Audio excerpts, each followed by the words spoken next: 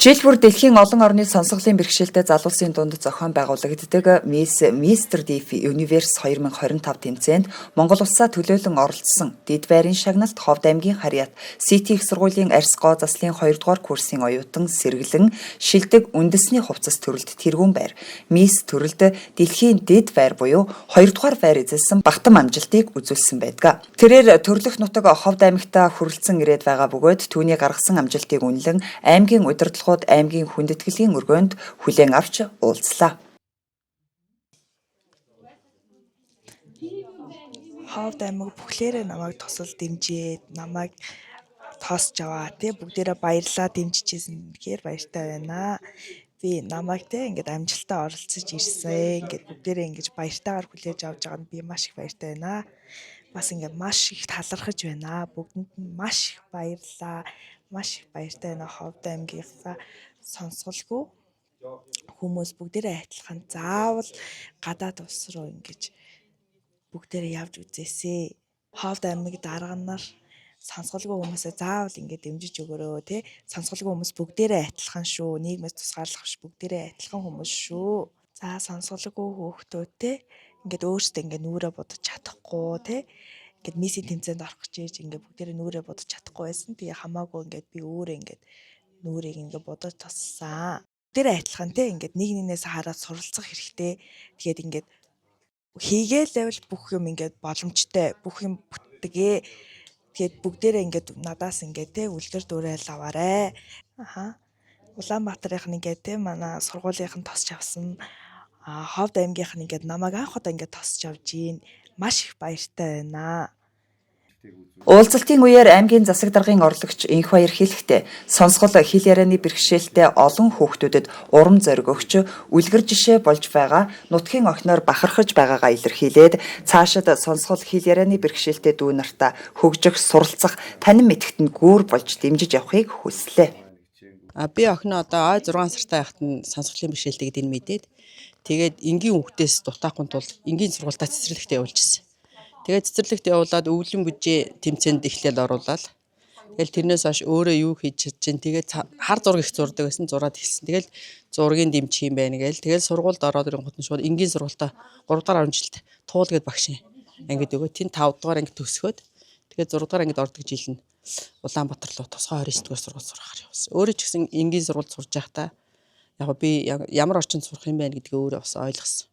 Тэгээд энгийн сургуультаа сургуульд сурснаас өөрөө нөгөө яг тусгай сургуульдаа сурвал би илүү их хөгжих юм байна гэдгээ өөрөө олж мэдсэн. За тэгэл хүүхдээ хөгжихэд миний охинд юу тулгарх вэ?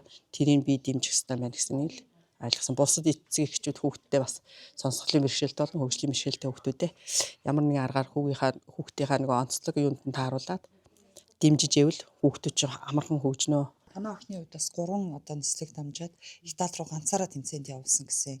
Энэ бол сонсголын бэрхшээлтэй хүний хувьд бол бас нэлээд одоо хүндрэлтэй шүү дээ. Таны хувьд ер нь бас их санаа зовж байсан.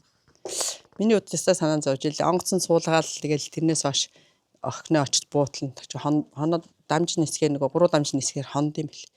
Тэгэл очих болтол нь унтаагүй тэр шин ингээл 3 шин дараалан охиноо очлоо унтаг. Тэг очлоогийн гут нь айгүй их баярлсан. За одоо ямар ч замдаа одоо төөрөд буруу юм суучих үедээ өөр хүмүүс дагуулсан явчих үедээ гэл бодох их хүний үед бодохгүй санахгүй юм байхгүй шүү дээ. Яанаа л гэж бодчихсон. Тэгэл та битээ санаа зов би чаач байгаа. Одоо би энд явж ийн гээл видео кал гээл харуулаад тэгэхээр за ямар ч тэнд явж байгаа юм.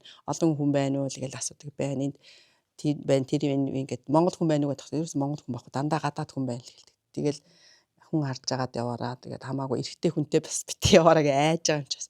Эмэгтэй хүмүүсийг байвал ингээд хөшин хүмүүсийг дагаад ингээ асуугаад болохгүй бол бичээд нүү тохиогоор зураач юм харуулаараа гэлтэнд би ойлгож байгаа л гэл. Өөрөө амар ихтгэлтэй байсан. Чадаад яваад ирнэ гэдэг. Тэгэл охиныхаа тэр ихтгэл урмыг л дагж байгаа юм. 2026 онд Mr. Deaf Universe гэдэг чинь гүрж улсад болох юм. Жоржи гэсэн мэл. Тэгээ тэнд болно гэж тэнд болохоор өөрөө оролцогч биш зөвхөн сайн дөрвөл ажиллагаанд дэмжиж оролцохоор урилга ирсэн манай хот. Тэгээд 9 сард явах юм аа л гэж хэлээ. Өмнөх нь тэр одоо ийм газар очих нэ гэдээ очих газрынх нь нэг видео бичлэгүүд одоо буудал бүгдийг харуулж илээ цаанаас. Нэг дэлхийн сонсголгүй иргэдийн холбооны тэргүүн гээд Арне гээд нэг хүн бэл. Тэгээд тэр тэмцээ. Сайн дураар очиод яхад манай хөхт нөгөө загварын алхаа, нүүр удалт тэдний өөрөө яг мэрэгжлээр сурч байгаа нөгөө мейкап гэдэг шүү дээ, маникюр. Тэгэл нүүр удалт, үс гоо засал энд бүгдийг тэнцээ оролцогч та. Тэгээ тим ажиллагаагаар оролцож болох юм байна. Оролцсноо гэж өөрөө тим цаанаас тим санал ирсэн. Өөрөө ч гэсэн тим санал тавьсан гэж л. Тэгээ ингэж оролцсноо би. Бусад нөгөө сонсголын бэрхшээлтэй хүмүүсийг Монголын болон нийт дэлхийн сонсголын бэрхшээлтэй хүмүүст гоо сайхан одоо юу загварын талын мэдлэгийг өөрийнхөө хэмжээнд байгаа мэдлэгийг одоо бусдад түгээж сурганаа гэсэн ойлголттой ирсэн байлгүй. Миний охин болохоор одоо ингээд сургуулаа төгсөөд өөрийн гэсэн солонтой болно. Тэгээд хөгжлийн сонсголын бэрхшээлтэй болон хөгжлийн бэрхшээлтэй иргэд яг нөгөө энгийн иргэд шиг өөртөө нөгөө гоо сайхны болон юуны одоо гүйцэд авахар тийм одоо төгс үйлчлэгийг хийхэд тэднэрт одоо бусдаас одоо ялгархуугаар хийгдэж яхаар ихтэй тийм юу үйлчлэгээ одоо салон байгуулаад тэднэр тэгж үйлчлүүл тэднийг тийм нээлттэй болгож өгнө л гэж хэлж байгаа. Олон улсад Монгол улсаа төлөөлөн оролцож амжилт гаргасныг нь үнэлэн аймаг орон нутгийн зүгээс өнөөдөр 5 сая төгрөгийн батламжийг сэргэлэнд мөн гардуулан өглөө.